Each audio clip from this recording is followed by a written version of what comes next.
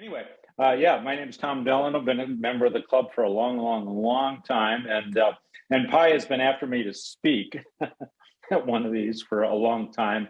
And finally, about a month and a half ago, we were all at Scituate having lunch with AK1P, by the way, and he put the bite on me, and I said, all right, I'll do it. But I've been a ham for over 50 years, 52 to be exact. Started out as WA0WWM or WN0WWM, WA0WWM, then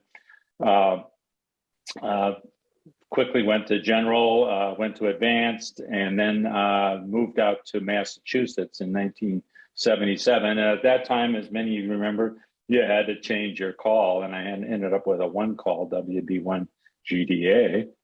And I had that for, gosh, almost 10 years. And then I got the extra and became NR1J. And thanks to Whitey's scooped a call or saw a call that was available at W1CC, and I got that about 25 years ago. So that's kind of my history. I'm not very active right now. Sadly, I moved into a condo about 5-6 years ago, and my antenna is down right now, but when it was up, it was just a wire running out to the woods.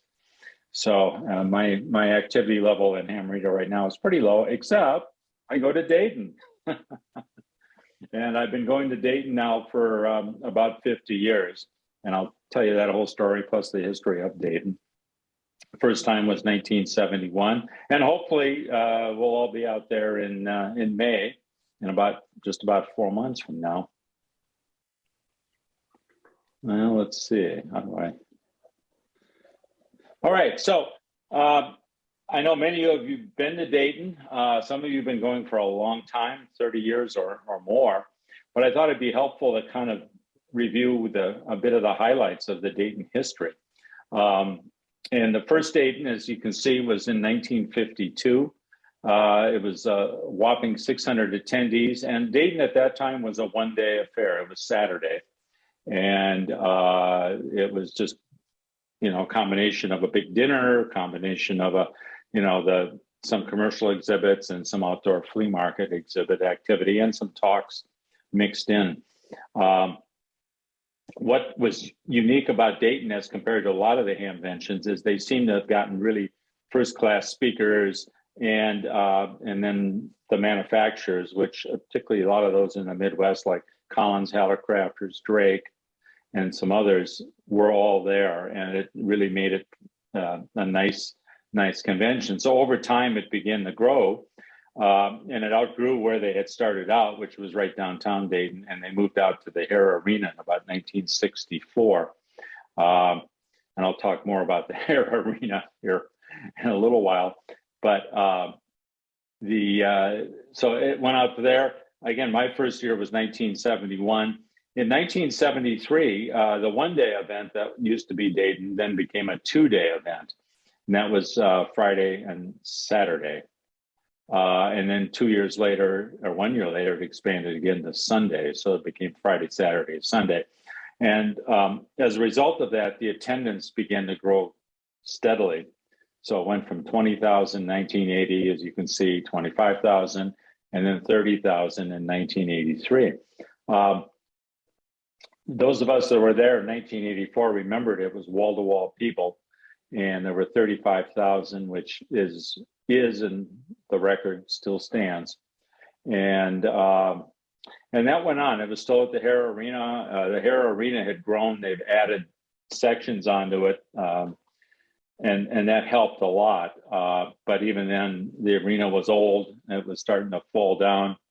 And in 2016, the Dayton Amateur Radio Club decided it was time to move on, and they did in 2017 to Greene County in Xenia, Ohio, which is just about, I'd say maybe 12 miles or so due east of Dayton.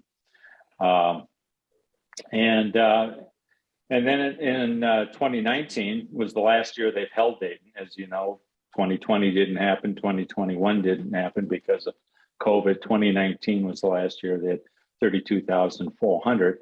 And the first time they'd ever done it is they had free admission on Sundays, and that helped boost the Sunday attendance. People typically, like we did, many of us did, would leave on Sunday morning and skip the Hamvention. And then you can also see what happened to the HARA Arena. It had a tornado hit it in 2019. So that's what it looked like before it was torn down.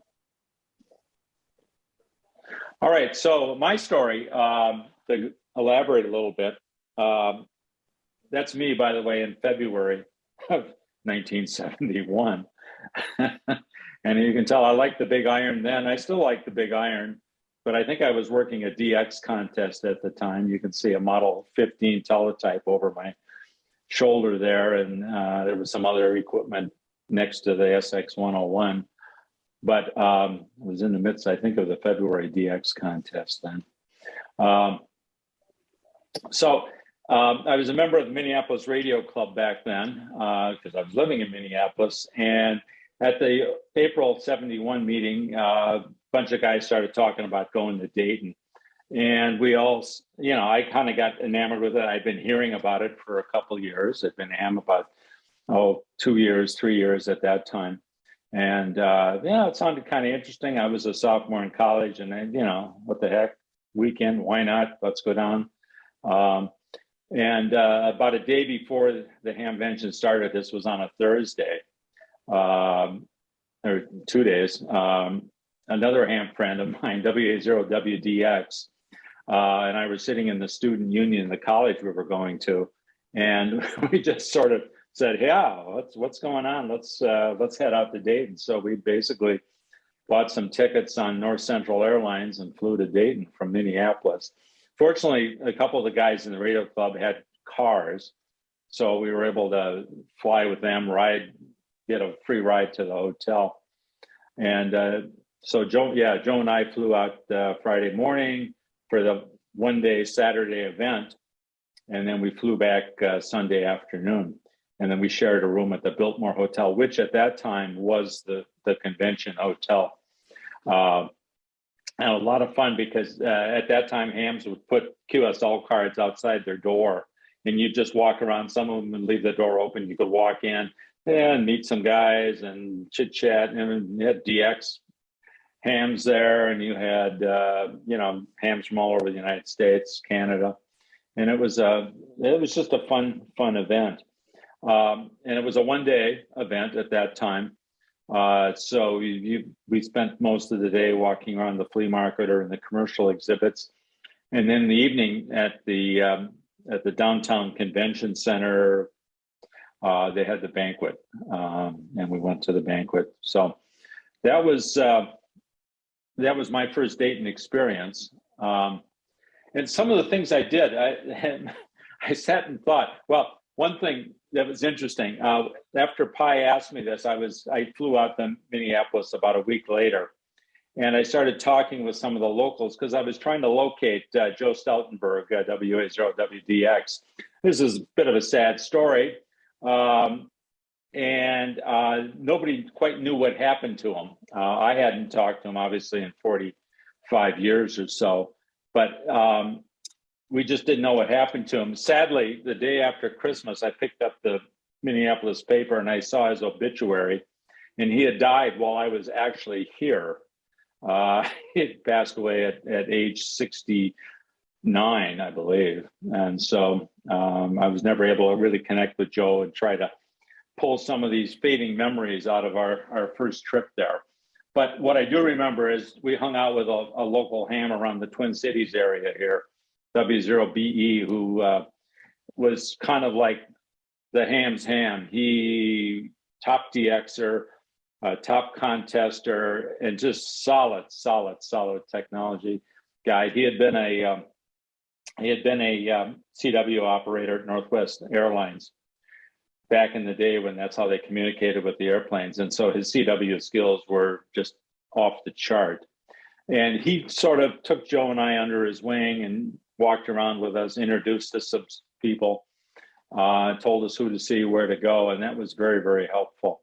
So some of the people I met there, went over to the Drake booth, and met Bob Drake. He was just standing there and he was talking to everybody. He'd just go up and say, "Hi, how you doing?" And he'd say that. The other person I met, I thought was kind of funny.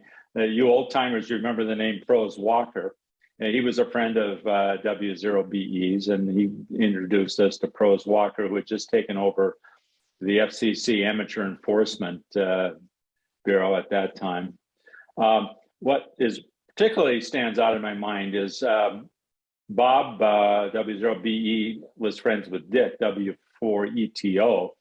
And Dick Airhorn was one of the founders of Signal One. He had left Signal One and decided he was going to start Airhorn Technological Operations.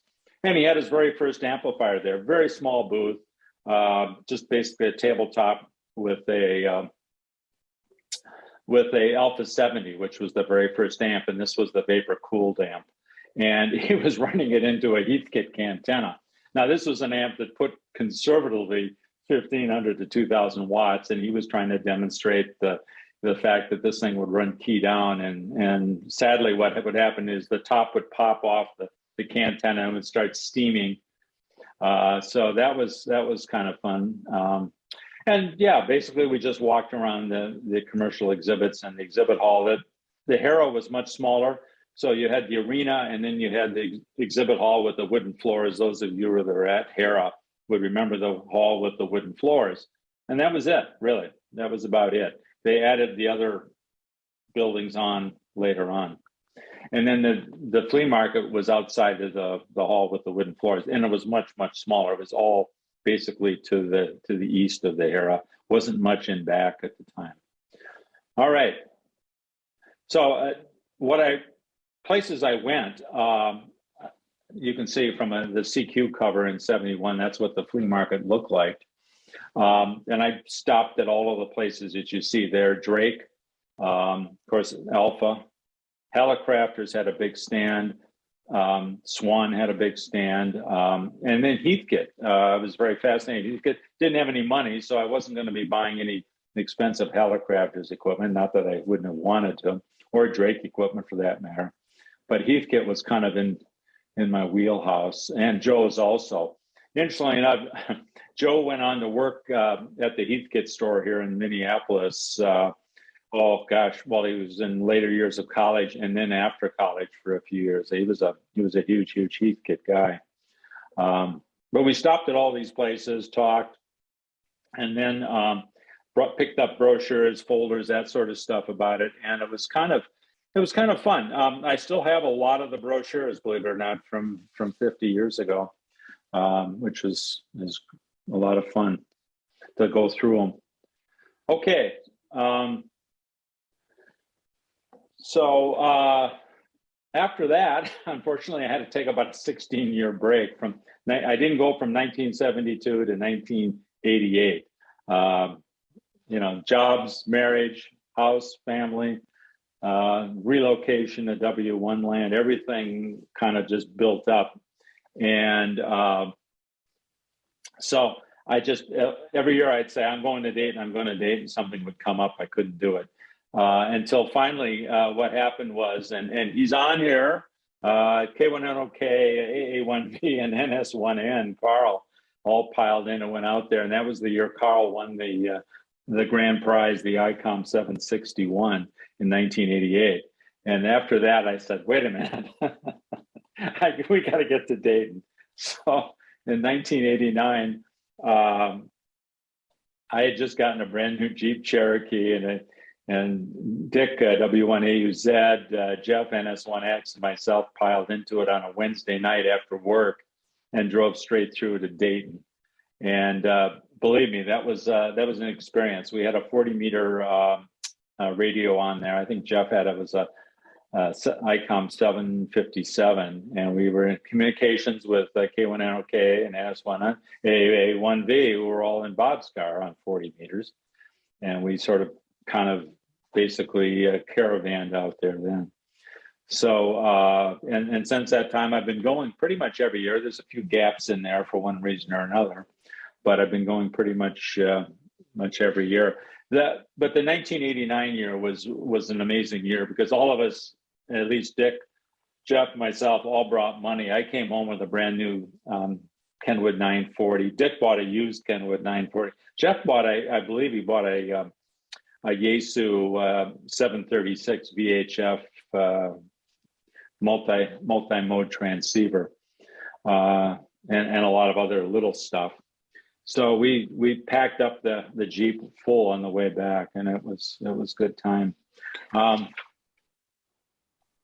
So I just put together now a series of slides and with photos on it, and I'll talk through the photos. Some of you guys will recognize yourselves, and then I'll stop and take questions at any time, by the way, or if you want to send me a chat, I'm happy to look, or maybe Marty can field, or Marty or Larry can field a question if something comes in, but yeah, feel free to break in.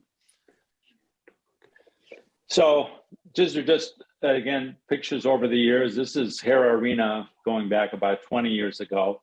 You'll recognize these two guys in the bottom. This was about 1998. And our friend W1AUZ, Dickie, and AK1P, Paul are wandering around the old HARA flea market at that point. I think that was the last year, Paul, that Dick went to Dayton. I don't think he's been back in, well, now 24 years. And then about, gosh, I want to say 6-7 years ago, ran into a fellow that he's talked to the group I know a number of times, John Dilks, K2TQN, who wrote the classic equipment column on QSD for many years, and was at the Collins dinner at Dayton.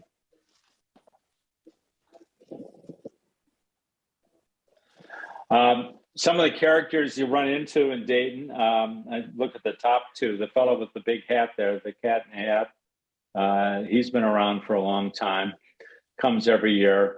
And then the two gals on the next photo, they're there every year. The one gal with the hair that runs it into a 2-meter antenna and literally uses it to talk on her walkie, and she walks around, she and her partner there.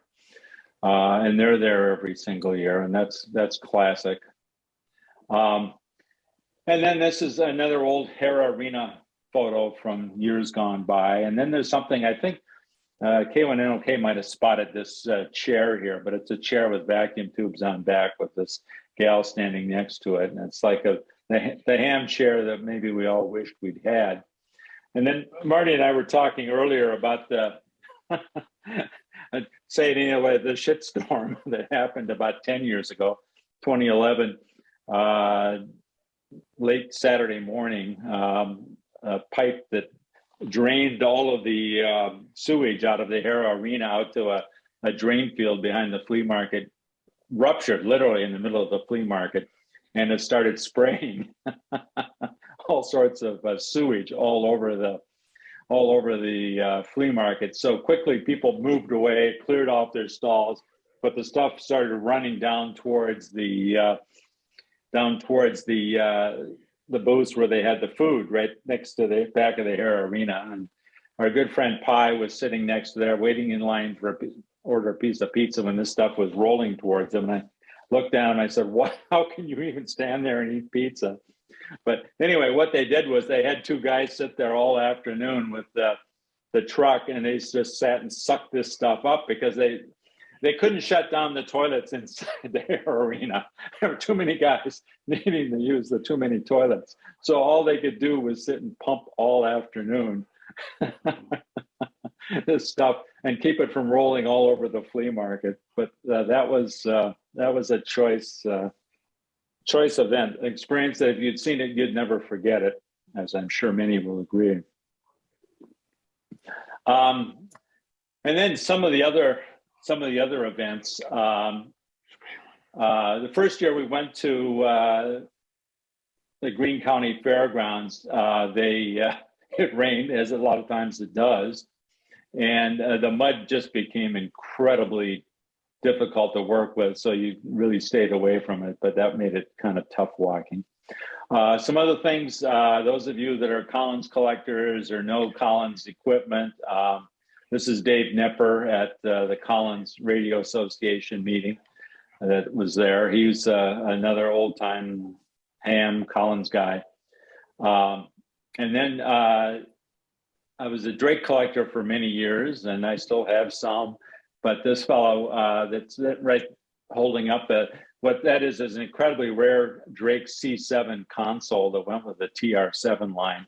And this fellow's name is Sendra, and he's LA6OP. He lives on an island off of central Norway, has by far the largest collection of Drake equipment in the world. And you can see he's a happy camper. And then some of the other ones, there's the line waiting to get in. I think that was actually the first year at Greene County we were trying to get in. The line stretched about a good block and a half long. And then one of the last years at the HARA Arena, you can see in this lower photo, all of the flea market spots and all of the parking out in front across the street.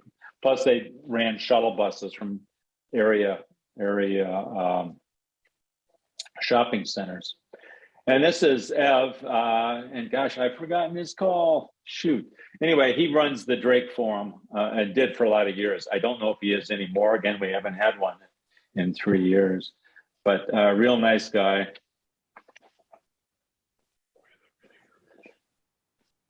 So part of the Dayton experience, many of us used to fly out after the Mission from God year. I think we started flying out after that. And we would always try to get in early and do some stuff. But then we started driving, and we always needed to stop in Cleveland because that just was a nice place to stop. So we started doing some pre-Dayton events. And the Rock and Roll Hall of Fame in Cleveland, you can see, is always a popular space. I think we've been there 3 or 4 times. And then we went down to the Canton, Ohio, to the Football Hall of Fame, which was great when the Patriots were winning. A lot of neat stuff to see. We'd always have a nice evening out in Cleveland. This is at the Hofbrauhaus in Cleveland about, I want to say 3 or 4 years ago.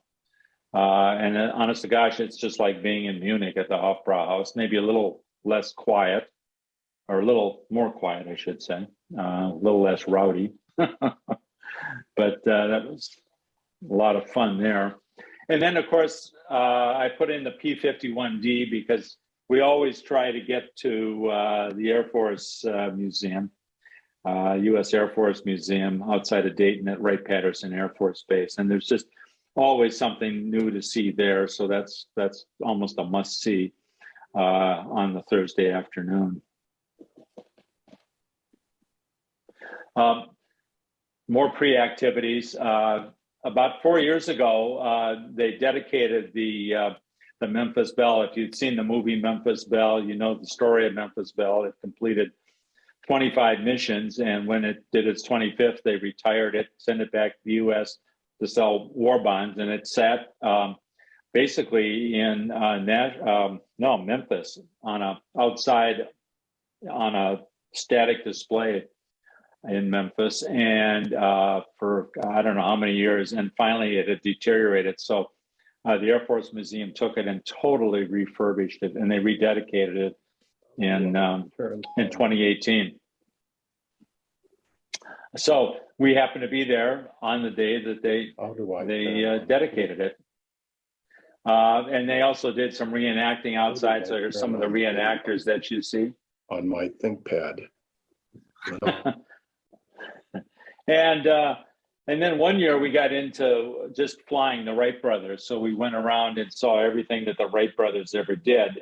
And one of the key historical spots was Huffman Prairie, which is on the Wright-Patterson Air Force Base, but it's where the Wright brothers, after they flew at Kitty Hawk, they decided they weren't going to go back to Kitty Hawk. So the following year and the following 8 or 9 years, they perfected their flying and their airplanes at Huffman Prairie. And that's quite a place to see. And then usually we take, after dinner on Thursday night, there's the QRP 4 days in May convention that goes on simultaneous with Dayton.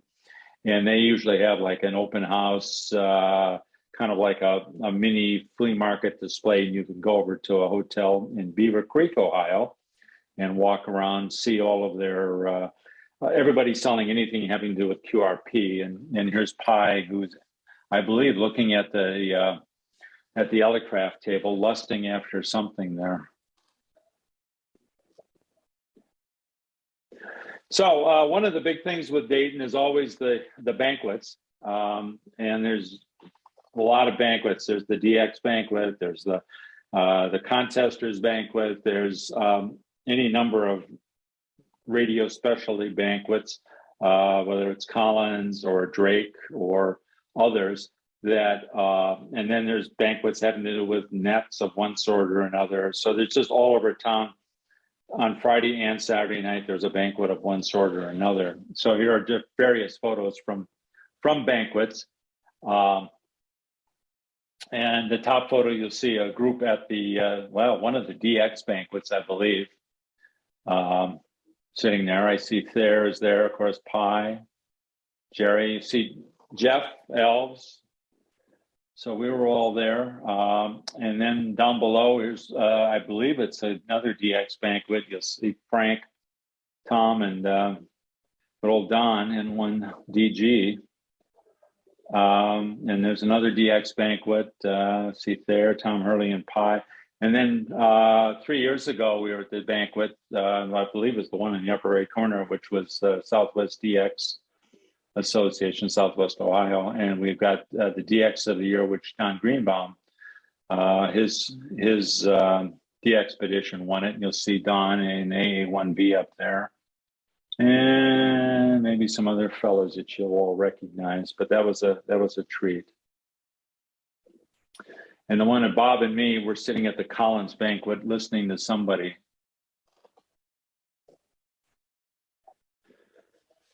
Some other activities. Oh my gosh. Saturday night, if we don't go to banquets, we've been going over to Clarion Park, which is not far from our hotel at Dayton, the Dayton Marriott. And there's an old mill that they've recreated to look like the 1850s. So a group of us will get together there. Down below looks like another DX banquet photo, and you'll recognize some familiar faces there. One of the things we do in Cleveland, and you see why Marty and Larry are smiling. We go to the manager's happy hour at the Embassy Suites there east of Cleveland for when we get there on Wednesday night usually, and that's a big event. And then for a long time, there was a group of us that were going to the Golden Corral in north of Dayton, and you can see the group in the upper corner there. At the Golden Corral, which defies my understanding or belief, and it's hard to even describe what happens there. And then there's the Hofbrauhaus there on the lower corner. And now I can't stop without talking about the Dayton Marriott and the concierge room. Many of us started staying at the Dayton Marriott over 30 years ago. Some of us we're not able to get up to the concierge, but over time we decided we wanted to stay in the concierge room. And what you get, of course, for those who've been there, is this nice reception room that you can go in and get something to eat and get a drink and any kind of snacks or whatever. And so you can see various photos from the concierge room there from over the years. And there's in the upper corner is our fearless hostess, Donna, who always took good care of us. And hopefully she'll be there and come May. And Pi had this sort of grin on his face. You notice the plate of cookies, which was always out there, and most of them had disappeared. Well, now you know where they went there. Pi took them all and was caught in the act there.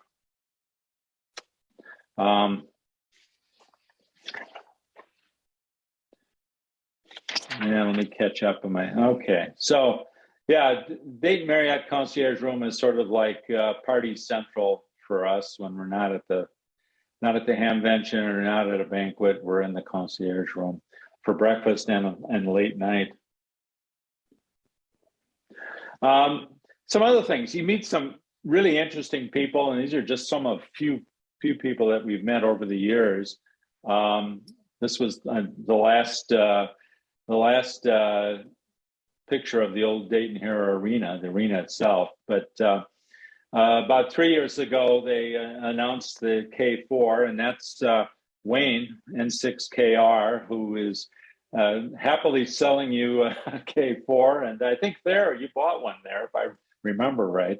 But it's great if you're interested to be able to talk to the designer of these radios, or the people that really understand them.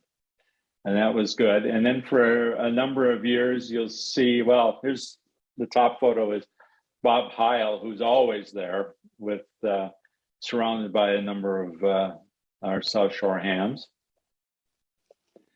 And then for a few years, some of us were working at the ham test online booth, some of us more than others.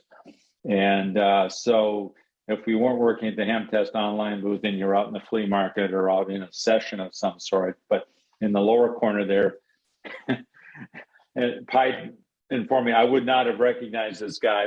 But those of you old timers who remember the Dick Bash books, or the Bash books you used to study for your advanced tickets. Well, Dick Bash came up to the ham test online booth, and Pi asked me to point out that Dick Bash, KL7IHP, is still only in advance. He never read his extra class preparation book at all. But he did. He's for about 3 or 4 years, his books were the books you used in the late 70s, early 80s to get an advanced or get a license, because he, for some reason, had uncanny ability to have all of the exact questions and answers that the FCC would ask you, much better than the ARL books at the time. And then these two guys at the center were up in the concierge room. These are guys I know from around the Twin Cities area here.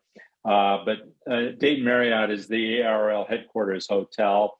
And the one fellow sitting down is Jay Bellows. And he was, up until just 2 years ago, the international vice president for the ARL. He lives in South St. Paul.